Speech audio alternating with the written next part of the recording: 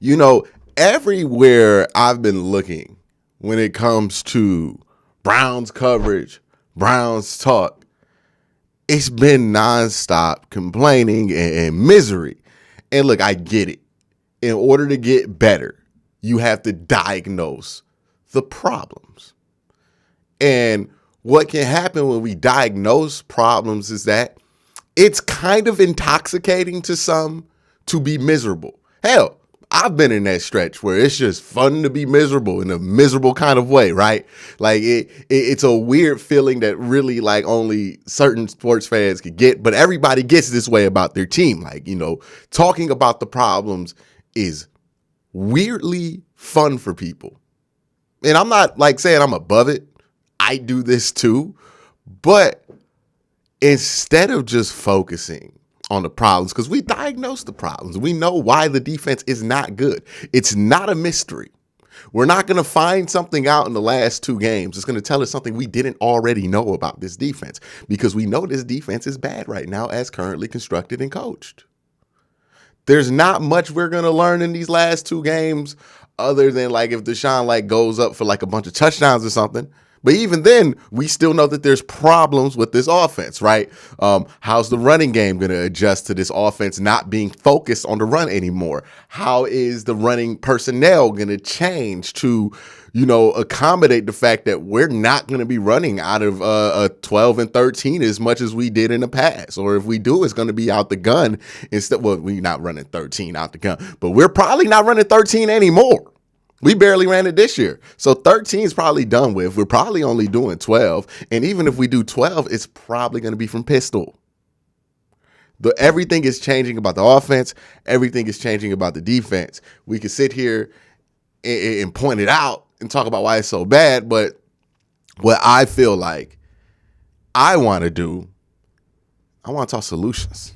I want to talk answers. I want to talk fixes. So what can fix the problems on the Cleveland Browns? Well, I have a list of free agents that I think are intriguing.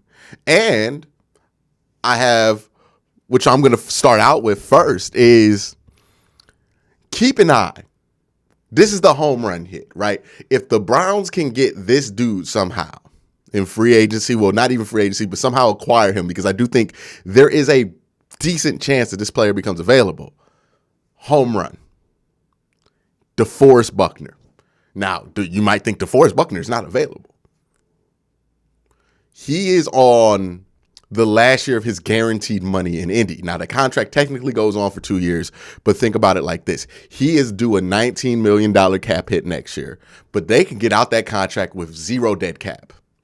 That means 9 times out of 10, if an extension has not been drawn up already, he is probably going to be released in March and become a free agent. So he can be had and available. Now, what's the number for DeForest Buckner? At 29 years old, you can get him for less than $20 million, because that's what he was due.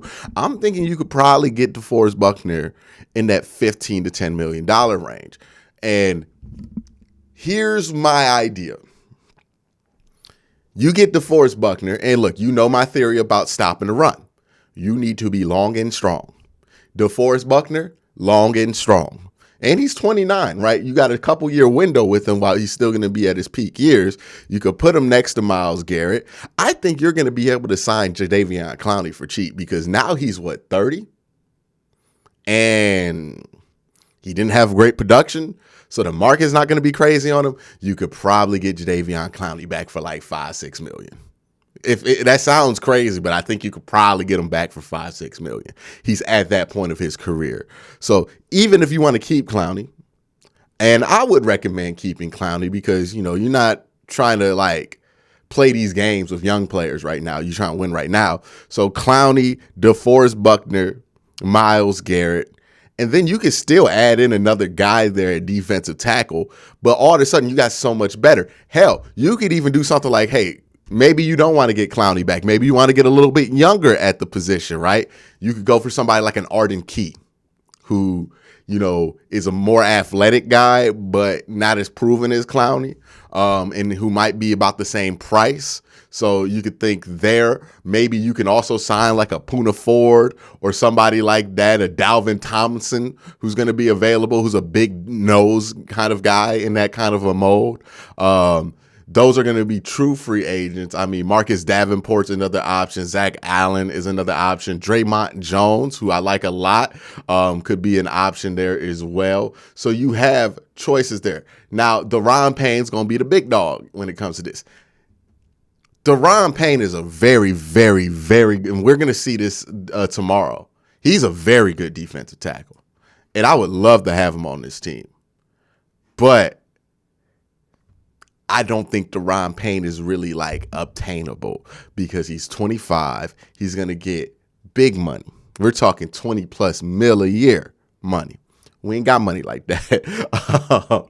But you want Daron Payne to get a bunch of money because that's going to drive down the prices of everybody else once Daron Payne is signed, right? So no, Daron Payne is not coming to the Cleveland Browns. I don't think that is a realistic thing. But Daron Payne can be signed, and then that could wiggle DeForest Buckner loose. And DeForest Buckner, I know everybody has had Daron Payne as the apple of their eye all offseason, and I understand why. He's very, very good. 9.5 sacks at the tackle position. That's like wonderful. But keep in mind, we're talking about fit here. And Daron Payne is not the same fit at the same level that DeForest Buckner is. Where did DeForest Buckner thrive the most in his career? Where was that defense unstoppable? The 49ers, where they had a athletic edge rusher in Nick Bosa, and they put him next to DeForest Buckner. That kind of length and strength on one side, and if you can maintain Clowney or maintain some athleticism, rotate that in with Alex Wright, who could also go from 3-4-eye to this 5-wide. Like you can run a lot of different systems in there. Now you're gonna probably still be in a 4-3. I don't see the reason to switch to a 3-4 because I honestly think that means more miles at 3-tech, and I don't want to see that. But I think that DeForest Buckner is the guy that we should keep an eye on. Just keep your eye on him. That is the apple of my eye. If DeForest Buckner gets shaken loose and the Browns can get him, home run. That's my home run. There are some other players I think would be interesting. I mentioned a lot of the players along the defensive line, right? Zach Allen, he's an edge rusher. Arden Key, I think I mentioned him. Dalvin Tomlinson, who I mentioned last year. Javon Hargrave could be available if you switch to a 3-4. So these are guys who are going to be available.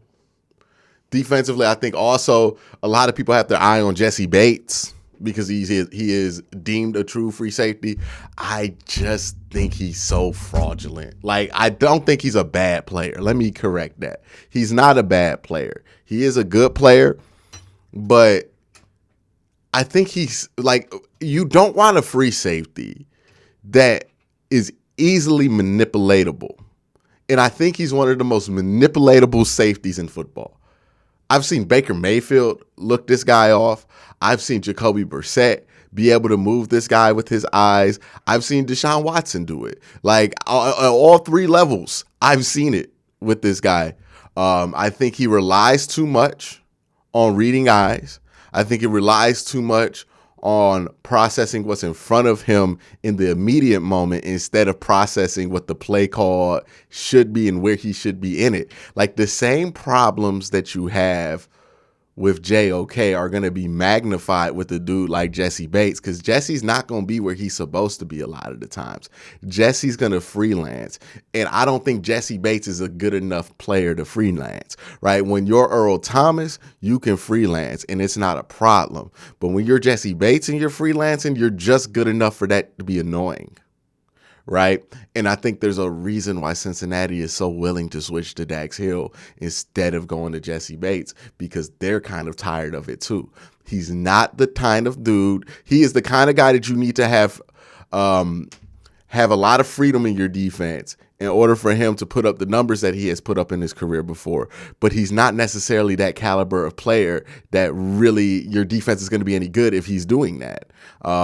And I think it's not like the last year. I think this Bengals defense has been as good as it's ever been, and it's not like his play has been great the last 2 years, right? Like you can point to that. Now he had a great playoff run. He will get interceptions, especially on quarterbacks who do not look off well. Derek Carr, Ryan Tannehill, and I think he even got Pat Mahomes. So Pat Mahomes is not somebody who can't look off somebody. So like I'm not saying he's a complete bum or anything like that. But if you want a true free safety, I think he's kind of like not that. I don't believe him to be that. Let's see what other corners. Oh, Rock Ya-Sin. I like Rock Ya-Sin. Depending on what happens with the trade market, if you have to give up one of your corners to get a wide receiver or something like that, I think Rock Ya-Sin could be an interesting replacement for one of those guys because he's a really good tackler. And if you can get him at the right price, you could just bring him into this room as is and make him a nickel. And I think he would be a great nickel DB. I think he did some of that in Indy when he was there for a while. I think he got traded to the Raiders in the middle of the year. But I think he is somebody interesting to watch. Jordan Poyer will also be available. That'd be interesting. Again, the Browns guardrails are going to change, right? Because for the longest time, they didn't want to sign free agents over 27. Now you got to start looking at them 29, 30-year-olds because you're trying to win right now for the next couple of years, and Jordan Poyer is going to be somebody who can help you win.